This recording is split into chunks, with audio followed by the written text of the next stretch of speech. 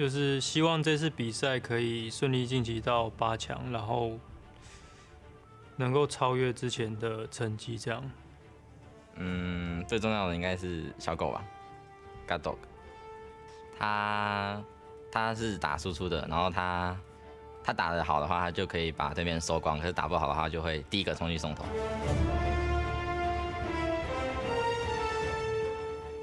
整合队友的意见吧，就是我们有时候会，因为我们现在比较没有固定的 caller 这样子，那我们可能会，我们才刚重组1个月，那我们可能之后会有一个指挥这样子。大家沟通的时候都很就是很用比较轻松的方式，然后在团练啊或者是比赛的时候，有时候还会唱歌。会觉得很开心吧，因为之前都没有成功晋级过，那这次希望可以挑战成功，然后再往更上面走这样子。希望能够晋级。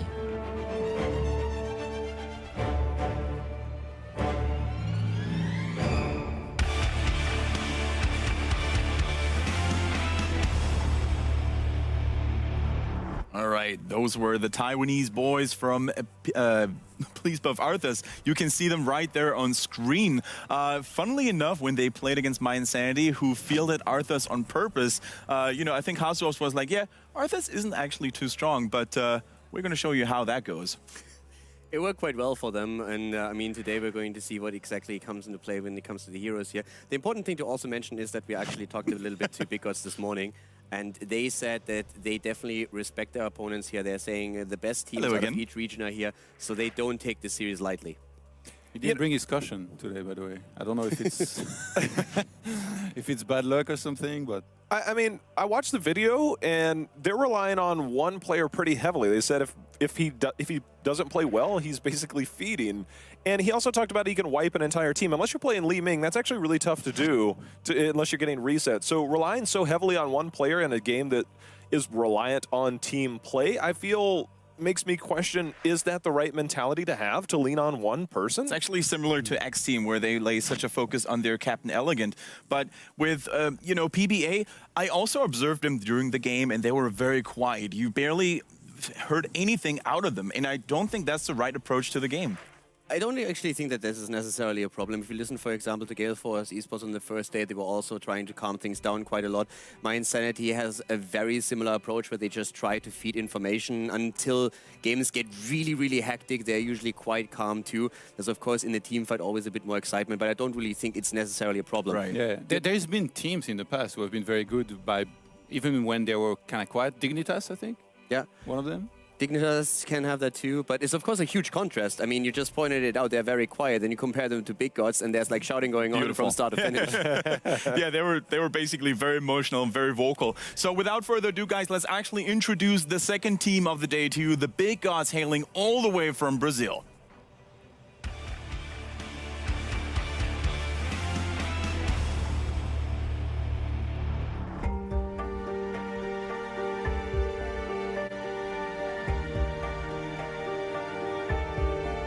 O objetivo tanto meu quanto do time é fazer bons jogos, conseguir bons resultados, conseguir chegar entre os top 8. Óbvio que a gente quer bem mais, a gente quer mostrar nosso jogo, como é que tá o nosso cenário na América Latina, mas no geral é conseguir fazer bons jogos e chegar entre os top 8.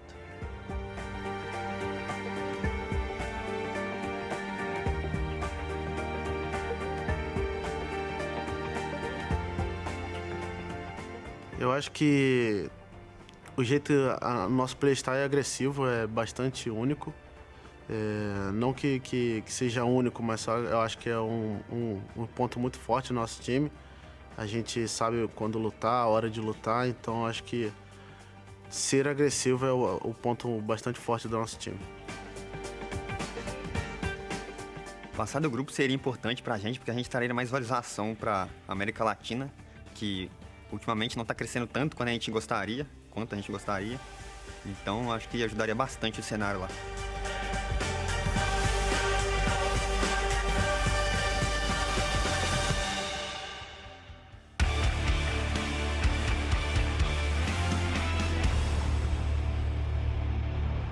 All right, those were the big gods. They may not be the most famous of teams, but they definitely have the strongest beard game out of all the teams in this tournament, guys. Are you disappointed that he shaved the mustache for today?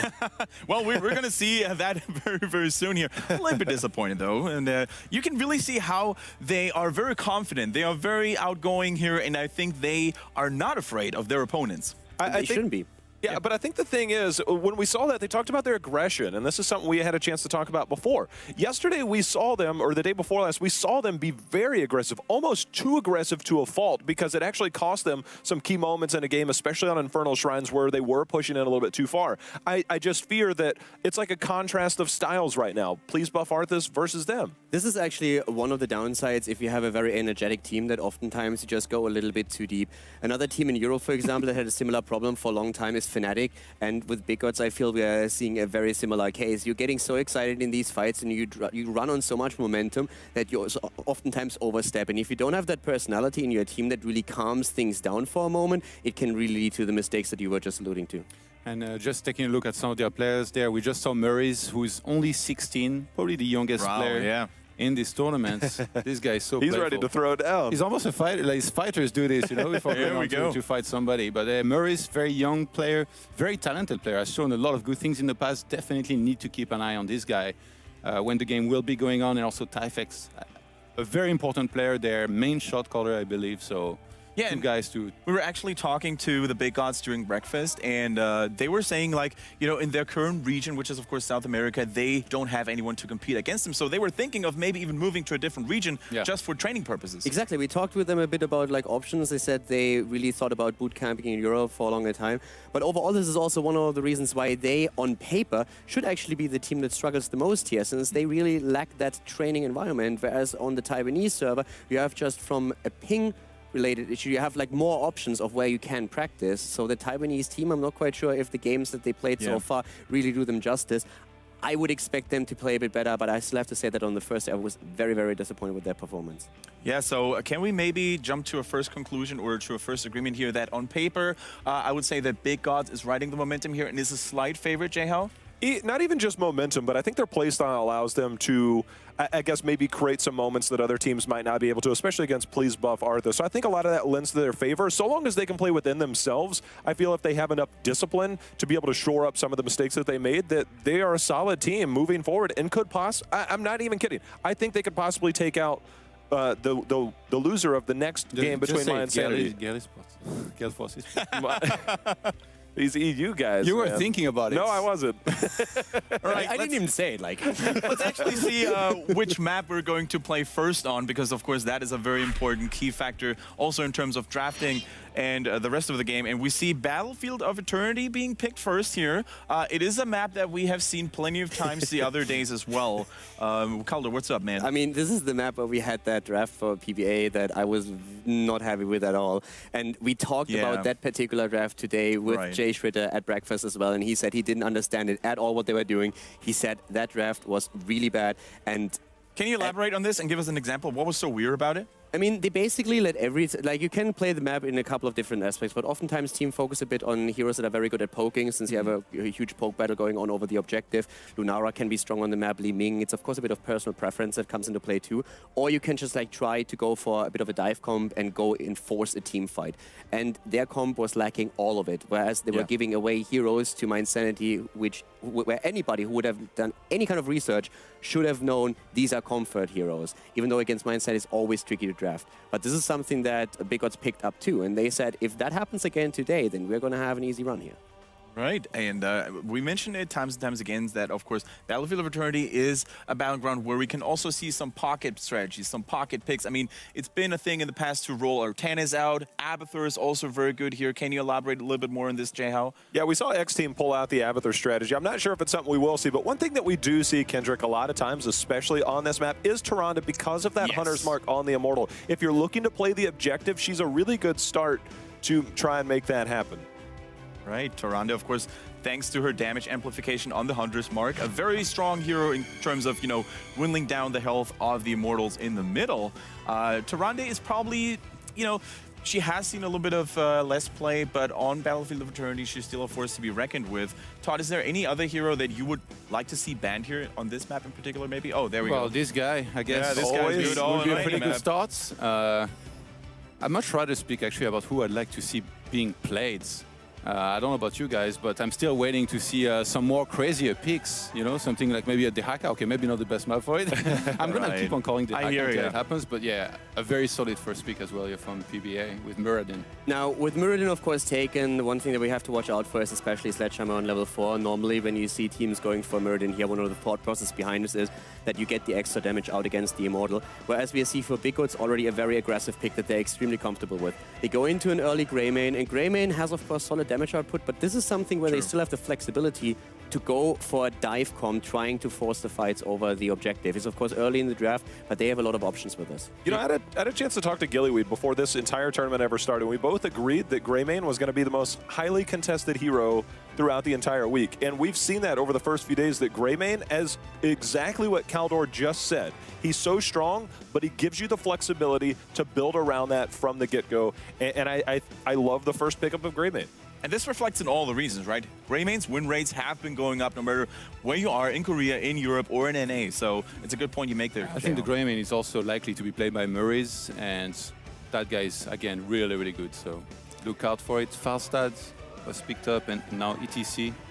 We have Kaldor, anything special? I mean, we could, for example, it depends a little bit on what kind of healer they want to pick right now. Oftentimes you have Rega being highly contested, but with this they could later on also look at picking an Uther. I think this was one of the picks that we're currently thinking about. Uther enables Greymane in particular, but you also get the Divine Shield Mosh Pit, which can be quite strong. Yeah. For now, they actually prioritize the damage first, and they had, when it comes to damage, two choices. They could go Li Ming or they could go Kalthas. Li Ming is a bit better with a poke, whereas Kalthas, of course, with the living bombs in forced team fights can shine a bit more. I think you made it a crucial point. Like, if Uther's banned here, look for PBA to pick up Rhaegar, and that really kind of limits big gods.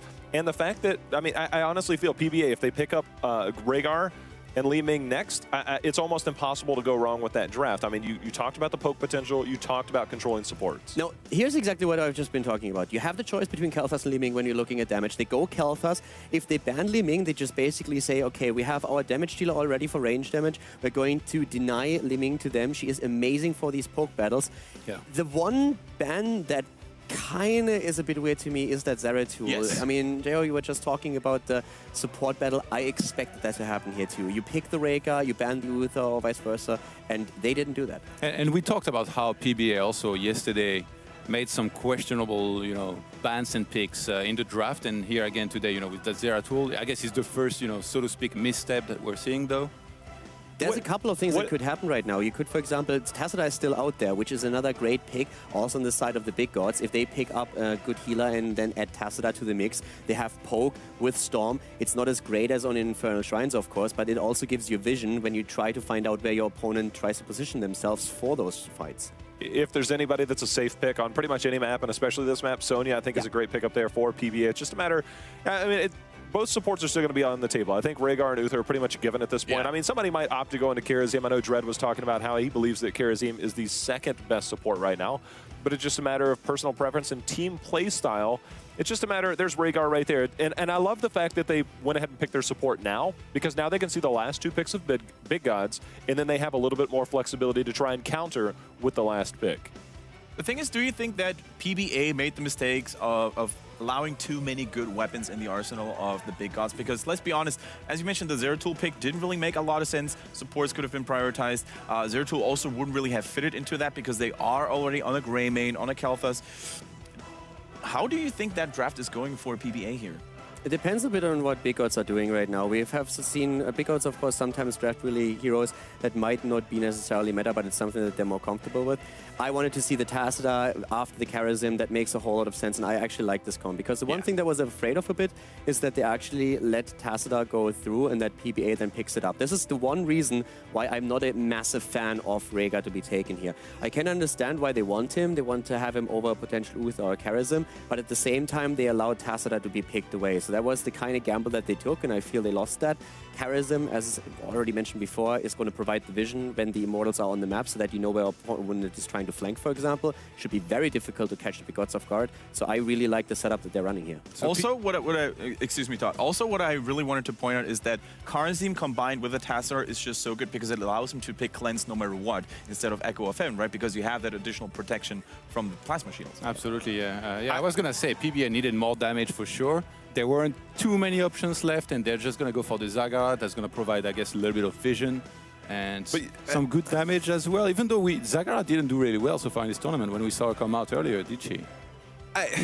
I don't mind Zagara. She's going to get good damage. This is a term that we oftentimes use in our region. Is it effective damage? Is it actually contributing to a fight? You talked about vision. Tassadar's on the other side. He pops Oracle, and then you see the creep and it's cleared. I don't think... Zagara is just like a very comfortable hero to play. I don't know. Devouring Mauls have to land, and that's pretty much. And she just has the damage will be there, but Devouring Mauls have to land. That's the only explanation for Zagara. I mean, of course, when it comes to like the drafting and seeing compositions, I have a lot of like the European vision on it. But one of the heroes that I could have seen as a last pick here as well, especially on this map, is Lunara, of course. Yes. And the thing is, there's not too much hard engage. I mean, yes, you have to be careful as Lunara that you're not going to get caught by ETC with a power slide, and that Grey main can be an issue. But if you have decent positioning and don't play too aggressive, but play the poke battle, I feel Lunara can add way more value here than Zagara, also for the creep tumor point that Jeho already made. And not to forget that Nature's Calling against the Immoral is actually pretty effective. It's the main reason, yeah. There are many things that would have spoken for or in favor of Lunara. But Kaldor, why didn't you give us your first prediction in this first game? I say it's going to be a first win for Big Gods here on Map Mountain. All right, Todd? Big Gods all the way, man. Despite my slight criticism, I'm actually on the side of PBA. Okay. Very cool to see that the analyst desk does not share the same opinion overall. And I have to say that I'm going with Big Gods here, unfortunately. I think the beard game is strong, but what is even stronger is, of course, the draft. That I think PBA let them have like what they wanted and play according to their strengths. Now, we're going to move on to the first caster duo of the day as well. It's Wolf and Gillyweed. So, guys, take it away and take us to Battlefield of Eternity.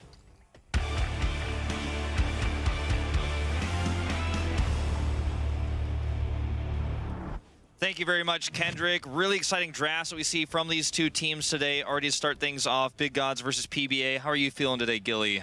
I'm feeling great. I will echo what the analysts say. I think I like Big Gods just a little bit more, but I like that PBA seems to have maybe worked out some of their issues with drafting from the last Definitely looking a little bit more standard than what we saw yesterday, so that's good to see some adaptations coming in as well, but I think that basically Big Gods got everything that they wanted, so... I mean, they got some of their comfort picks. They have a strong draft. They have ETC that's going to help them. You know, when you have ETC, you can, if you're being invaded, use them to defend, and also you can be an invader if you're kind of losing the war and need to go in there and aggressively deny that Immortal. Yeah, they play a lot of ETC. They actually play about equal with Murden, ETC, and Johanna, but they, of course, want to be able to be aggressive like that and have a way of engaging. There are a lot of ways for PBA, though, to stop if mosh pits are going to be a thing, so that's at least not going to be as much of a concern, I think, for them unless they can kind of burn through a lot of those things like Mighty Gust. But one thing between both of these teams that I see is a love of Greymane, and that's been something that's happened with a lot of our teams, but the fact that Big Gods got him first is another really big consideration. He's obviously a great hero to control the race of the Immortals as well, just simply because he can very quickly attack from a safe distance and bring those down. As we are getting ready to jump into this first game, looks like all the players are getting set and ready. I am pretty excited about this one. I'm not going to lie. I think this could be one of the best series in the tournament in that it will be very close. Yeah, both of these teams are known for their aggression, so we should see a lot of clashing too. But let's go ahead and introduce our teams.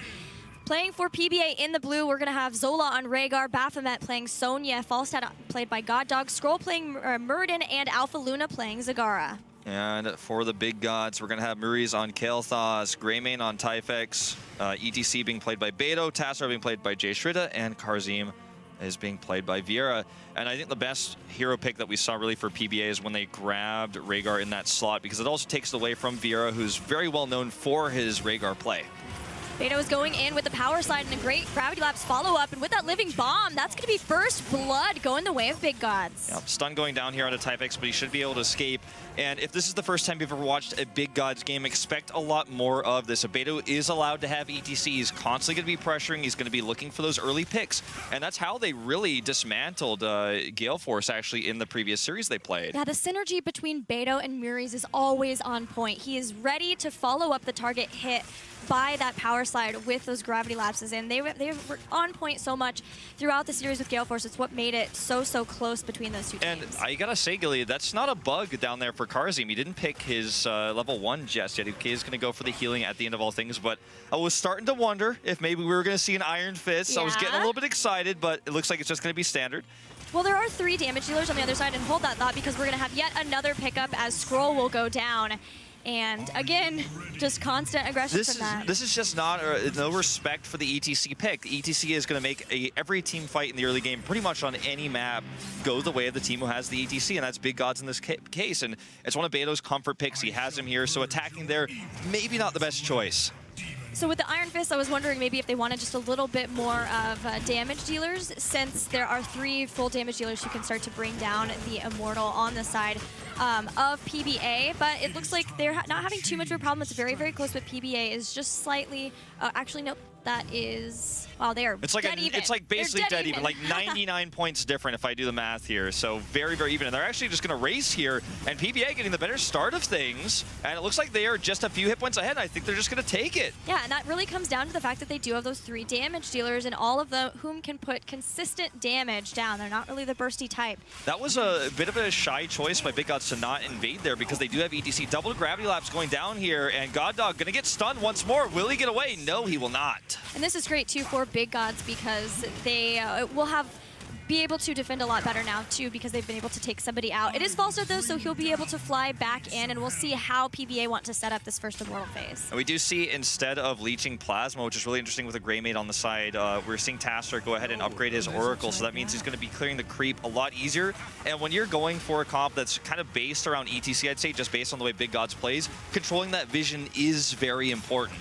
And so I do like this choice a lot. Right, Mental Acuity was picked up yesterday too, and we're seeing this focus on vision for sure. And of course, clearing out creep tumors, especially if Zagara ends up going Endless Creep, it can be really hard to find those. But of course, you would probably will want battle momentum so that you can do more damage, especially during the Immortal phases. Yeah, definitely so. We'll see how they build it, because Zagara is kind of finding her way back in the meta a little bit here in this tournament. Looks like PBA is considering invading here, and Big God's just going to respect that and back off. Both teams kind of playing it a little bit shy. As you can see, also, Sonya is pushing the top lane really hard up there. Tasser having a little bit of trouble, is actually very low on mana. Just going to, I guess, take that wave and Hearth home. Very even in EXP. Yeah. Something we've been seeing a lot from Falstats, too, is getting hammer gains for a little self-healing. I thought maybe we would see him go that way too, especially since they just have that one support, but he is going to get updraft. He knows that he's been caught quite a few times already, so getting the increased range on the barrel roll will hopefully help him escape getting a And you know, this is actually something I love to see in competitive play, because sometimes pro teams will just go for the standard every time. Sure. This is actually just like an acceptance of maybe one of the weaknesses of his own play. It's like, okay, well, I'm going to get extra shields, I'm going to have that extra range to get out of sticky situations, and we already know Beto is the guy. He's going to be looking for those stuns, and maybe you can dodge him a little bit faster with this build.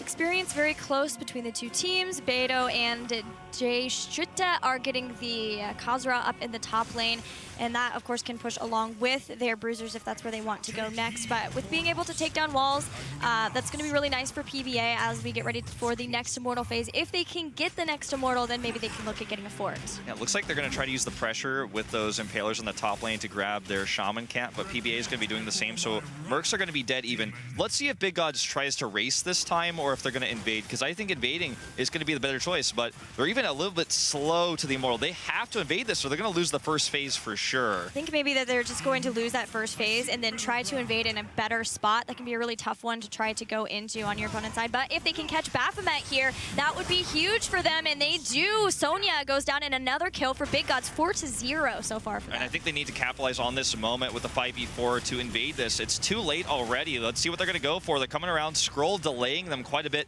Looks like PBA won't be able to secure this just yet. With just a little bit more poking, it's definitely secured for them. Yeah, it's so easy to do with Zagara too. They're trying to block the Banelings as best they can, but she just has so many ways of throwing down damage onto that Immortal. Even Hammerang's coming in here. Look, it's down to 1,500.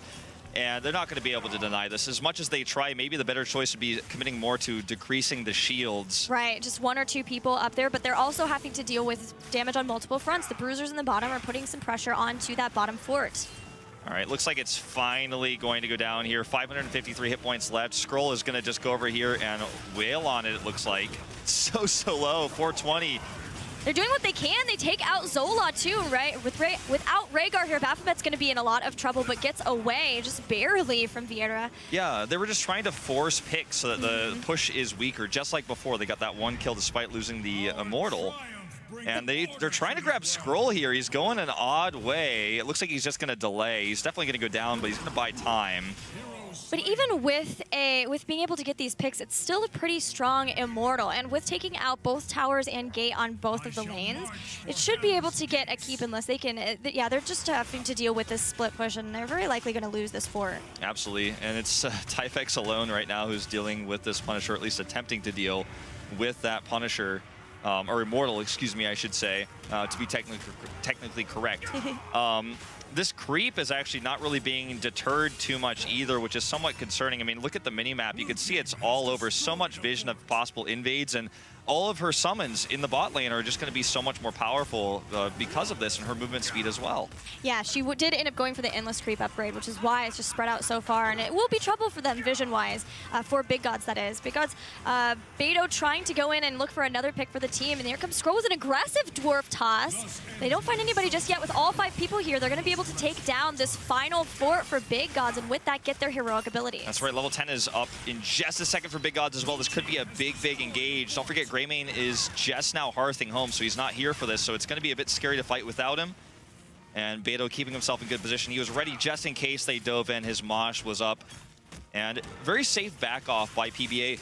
And despite the fact that we've seen both of these teams be very aggressive in nature, and I was expecting this to be a much more deathy game. Like I did 6-0 right now, but we're not seeing as much aggro as I thought we would. A little bit more patience on the side of both of these teams. All right, we'll see if that changes now that they have their heroic abilities. Again, Scroll with the aggressive Dwarf toss and a very quick response from Beto too. There's been a gravity lapse, and a Mosh Pit hits 3 people with a 7-sided strike, and the way they were zoning, Murden is going to get taken out. A Devouring Maw on a couple of people though. And that Maw doesn't really do too much for them at the end of all things. Look, Beto's going in again. There's a nice gust for the disengage, and it's actually an overextension by Beto, and they will get punished. We'll see if they chase. There's the Ancient Spear. She's going back in. Do they have a gravity lapse maybe to pick her up as Baphomet quickly takes so much damage, and Karazim will drop. It's a 4v3, but these living bombs are causing so much trouble for PBA. Typhex does try to trade 1-for-1, but he's not going to be able to stop Maurice from going down, and this ends up being a 4-for-1 trade for PBA. And yeah, they were down 0-6, but this just goes to show you that in Heroes of the Storm, kills aren't always the most important thing. You can actually just turn a fight on a dime if your opponents overextend and you're even on EXP. That Mighty Gust was so good too. The first of really good things to isolate away ETC so they could take out Beto, which seems to be a lot of what Big Gods revolve around, is him being able to get in, be aggressive, and separate someone from the rest of the team. And not having that, they started to fall apart. I think some of the problems that we're seeing for Big Gods in this first game is that their composition is much more aggressive, and they weren't able to snowball an early advantage, and they're being a bit too passive on these Immortal fights. They're just letting them go. And yeah, they had early kills, but they weren't able to snowball things, and now they're even behind in structures. Both forts are down. Right, and about a level behind too. So as soon as PBA gets 13, if Big Gods can't force something to happen here and get caught back up with it, then that could cause problems for this Immortal phase too. All right, they're looking like they want to be aggressive here. Mosh Pit is on cooldown currently though. Scroll in really good position here in the back lines.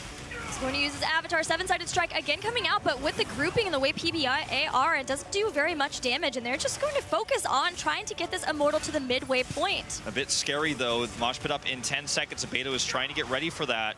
Oh, just one good power slide into that. Could turn this around. Scroll does get caught. There's the Ancestral, and Beto taking a lot of damage. Maybe an overextension. If they can take him down here, that means no Mosh Pit, and they do it. ETC goes down, and with that, Big Gods are starting to push away, but they found Baphomet and go for the throw, ensures a kill there, and makes it a 4v4. Maw is still up here. They could actually try to grab some people. Vieira is going to dash away. The Phoenix not getting too much value here except to allow them to disengage. It ends up being a 1-for-1, but because they are less healthy, again, PBA is going to take the lead on this Immortal. And this is so perfect for them because now they can go back during this time where it's going to switch places, go back, maybe push a lane. They're almost to 13, heal back up, be ready for more aggression if it comes in, and make sure they win that fight, but also just win the Immortal. I love how they've been focused on the Immortal. They know what their composition does best, and they're making sure to do that. Yeah, couldn't agree more. Okay, let's see what happens in this next fight. Big Gods do have their heroics online still. 7-sided strike, now on cooldown. They're looking to try to find somebody, but here is 13. Can they do it? Mighty Gust doesn't really do too much, but does at least push away someone from Scroll so he can heal back up, and they have successfully defended this. But for how long? Again, they're in such a deficit in those Immortal health. And there's a Maw to eliminate one person from the fight, but Typex is going to pop out and go in for the kill. 2 kills already, though, for PBA, so this is now a 4v3. Chasing after Jay Shrita, there was the dimensional shift. He's not 13, so no prescience, and that's another kill. 3 for 1, and with still Falstad and Zagara, they're going to make quick work of Beleth. And I think this goes back a little bit. I mean, I want to bring it back to what the panel was saying about this game. Jayhow did mention that he feels like a lot of people are favoring Big Gods here because of their performance over Gale, but My Insanity can make any team look weak, and PBA is looking even stronger than they did, previously. And that lack of the prescience that you mentioned is one of the reasons why in Heroes of the Storm, fighting a talent tier down is so detrimental to those fights. Yeah, it really depends on what heroes you have and where their big power spikes are, and that is a huge one for Tastar for his survivability specifically. And this is a very, very well-shielded Ilarion starting to push onto the towers in front of the keep for Big Gods, and this is even more experience if they can take these down for them to continue that lead. Everyone's full mana, everyone's full health, and this is definitely going to be a keep, I'd say, barring a big mistake from PBA. Already knocking down that wall. Balmafet is going in onto Jay Shrita. He does have prescience now. That's important. Yes, that will help, and there's Dimensional Shift. A good Gravity Lapse hits a few people, and 7-sided strike to follow, but except for just one of these 7-sided strikes, there really hasn't been too much from them. PBA are doing such a good job of sticking together enough that they can mitigate that damage without losing too much. Oh, but there they do at least lose one to a good Gravity Lapse, so Muri's still making the plays happen. That is true. Everyone on Big God's very, very low on health, though, and because Larian is continuing to push, as you mentioned, this is going to be a tough defense. Good Gravity Lapse here, and they're actually going to go on this onto Scroll. He takes a ton of damage, and Satchel already used here. He does survive. Mosh Pit will be ready in 10 seconds. Ilarion has taken down the shields, though, and this should be it. PBA bringing down the core, just about to take down Big Gods in game number 1. There you have it, GG. Very impressive, dominant performance here from our Taiwanese representatives in the HGC. A lot of people calling them the underdogs in this best of 3, but they dealt with the composition well. They had a few missteps in the early game, but their control of the Immortals was vastly superior. We've talked about how great of aggression Big Gods brought to Gale Force Esports, but aggression is something that we see a lot from multiple teams in some of these smaller regions. That's something that PBA know how to deal with, and they showed that. Yeah. Really, really solid performance. You mentioned at the very end there, the Palms didn't get very much value, and I think a lot of that comes back to the fact that this map is so small. In Korea, for example, we see 7-side strike all the time on Cursed Hollow because you're looking for that one isolation on the Warriors going to check boss, for example, and they didn't get much value out of that pick. Yeah, it seemed like they were... They knew how to group up enough so they didn't take damage from that, but not too much so that they were really wrecked by living bombs or mosh pits. Well, let's talk a little bit more about this game, or rather not us, but the panel is going to talk a little bit more about this game. Kendrick, take it away.